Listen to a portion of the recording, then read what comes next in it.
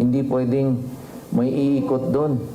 Dala-dala yung numero ng kandidato, tapos naka-long arm, bawal po yun.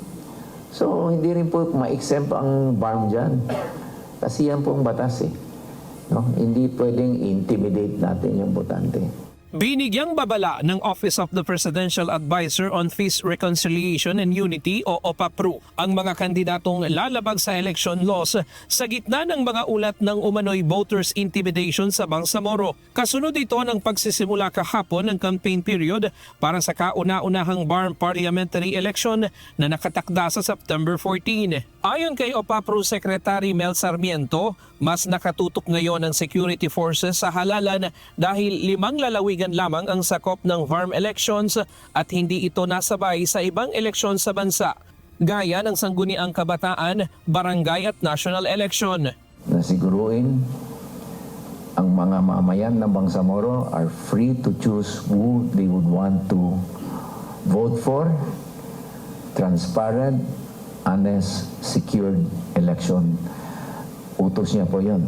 Marching order niya sa lahat ng miyembro ng armed forces. Binigyang din ni Sarmiento na mahalagang maging malaya ang mga botante sa pagpili ng kanilang mga magiging parliament member dahil bahagi ang halalan ng pagpapatuloy ng Bangsamoro peace process. Ngunit aminado siyang nananatiling hamon ang voters intimidation. Ayon sa opisyal, nakatanggap na ang OPAPRU ng mga ulat tungkol sa mga nangangampanyang nakauniforme at may dalang baril na agad nilang ipinaabot sa Commission on Elections. Babala niya, maaaring maglabas ang COMELEC ng show cause order at i-disqualify ang mga kandidatong mapapatunayang lumalabag sa election code.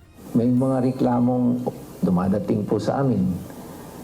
Nakasuot uniforme, may dalang baril, at may naglalagay daw ng grupong dinadala.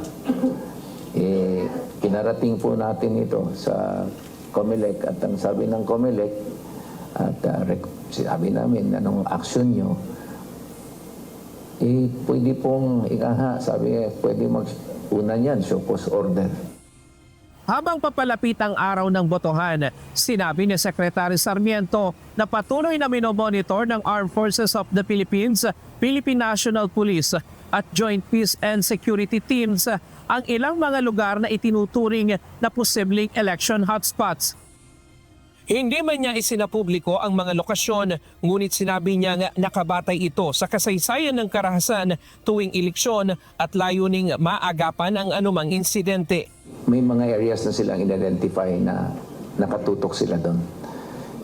Kasi mas with the PNP of course, no, and JPST, minomonitor yung potential hotspots, no. May historical siyang na pag-eleksyon magulo. May mga area naman na medyo okay naman na hindi sila worried, no. Pero ang mas mainam na kasi proactive ang security measure. Ryan Lacanlale, UNTV News and Rescue.